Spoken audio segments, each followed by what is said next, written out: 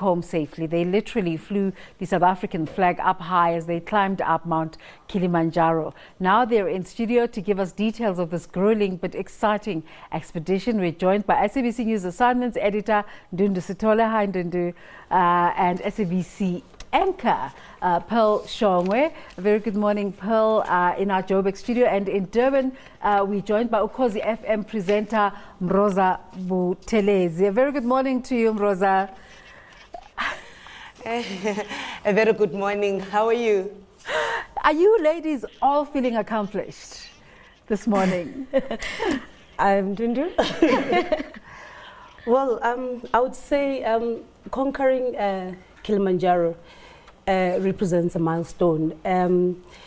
It's not just a physical accomplishment.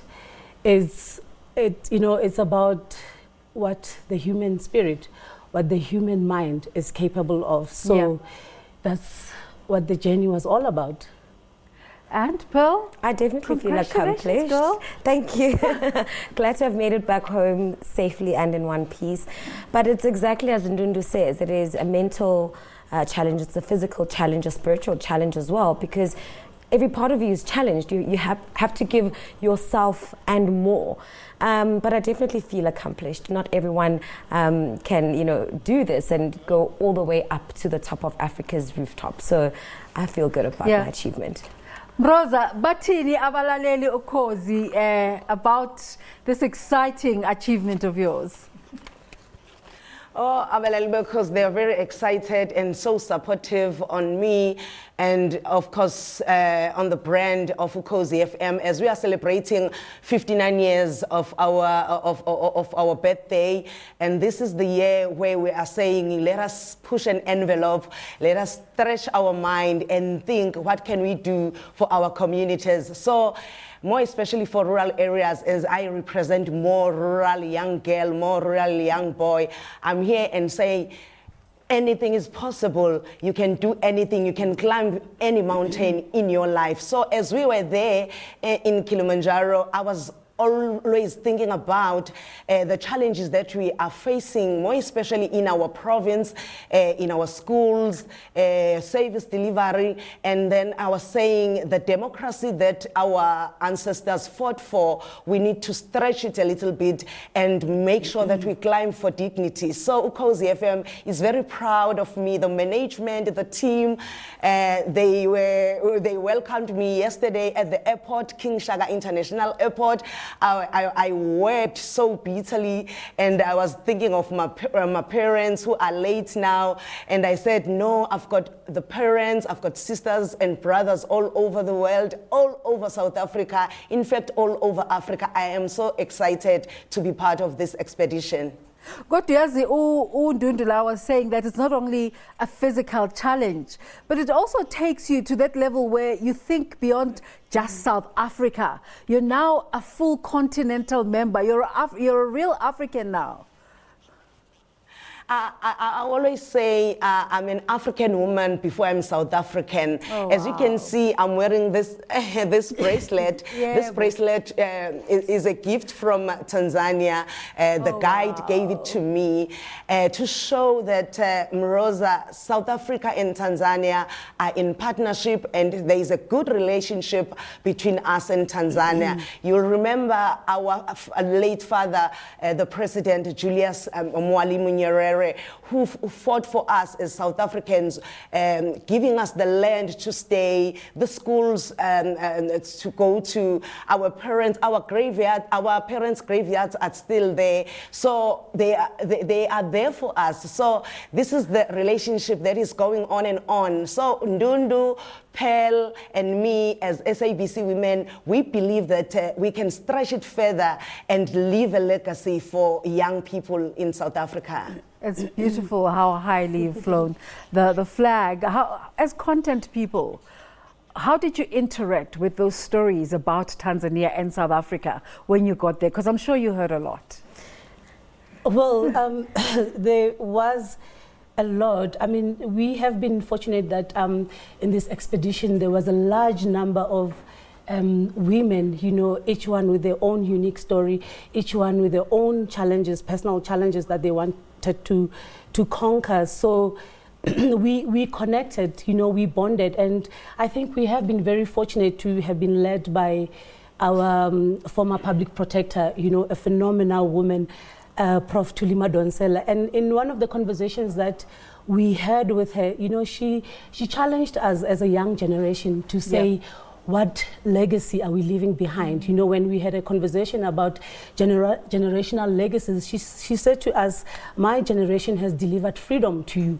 So what is it that you're going to say you have delivered to the coming generation? And so it forces you to think and dig deep and ask yourself, what is your purpose? So I think all of us, we have been given an opportunity, a platform, to prove to ourselves, to reclaim our own power as women. So we need to use the same experience, the same knowledge, to pay it forward, to empower, to encourage a young girl child, to say to them, it's possible, it all can be done. So we need to use this platform and our acquired new level of influence to say, guys, we have the power. And also the climb, was themed climb for dignity and climb for social justice. So it's up to us to use our voices, to promote social well-being of these young women. To be part of societal conversations. Pearl, let's just backtrack a bit to the time you decided, I want to take part in this. What prompted you? Look, I think for me, the time for being a social media activist was completely up. I decided that in order for us to move forward, in order for our girls not to be left behind, and in order for us to reach the equality that we so desire, that is outlined in our constitution, it is up to all pillars of our society to work together towards a common goal. I decided enough with asking what the government was doing, enough with what civil society was doing. I had to really ask myself what I was doing with all the platforms that I've been afforded, with the powerful voice and influence that I have. I needed to really start asking the personal questions and go deeper than the surface. And really that propelled me to want to do something that is bigger than me, that is bigger than this the status or this public status that I have, and to really get down and dirty and do the real work so that we can see real results. And I think if all of us just gave of ourselves, gave of our time, gave of our skills, gave of our money, we see a real tangible difference. Change won't happen if we don't act and make it happen. Yeah, let's talk about the actual climb up the mountain. And Mroza, I'm going to start with you. You get there and you're all mentally prepared, and now you've got to do the deed. Tell us about the process, and mentally and physically. Mentally, you have to be positive, obviously, but I was so scared, I won't lie, and it was my first time to be part of this expedition, and to climb the mountain, it was not easy. Imbumba Foundation, Nelson Mandela Foundation, and Sbusiso Vilane came to us and tried by all means to counsel us, to let us understand that we are now facing the life challenge right in the mountain. So whatever that has been happening in our lives, maybe in our relationships, in how we grew up, the lower self-esteem that we had, more especially that it's something that was on me during all these years.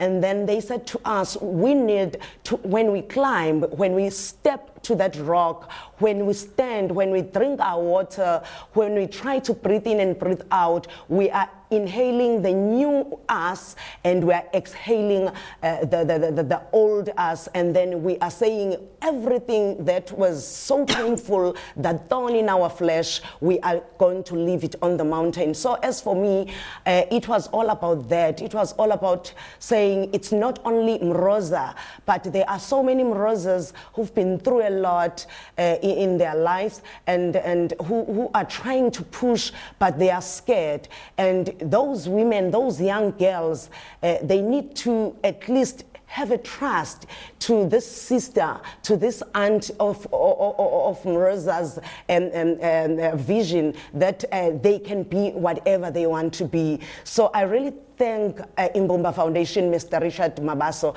and Selo Hatang, the CEO of Nelson Mandela Foundation, for stretching it very wider for us as women to come out and to breathe and to weep and to cry and to forgive ourselves. Well, the actual experience? There are no words, to be honest. It is all encompassing.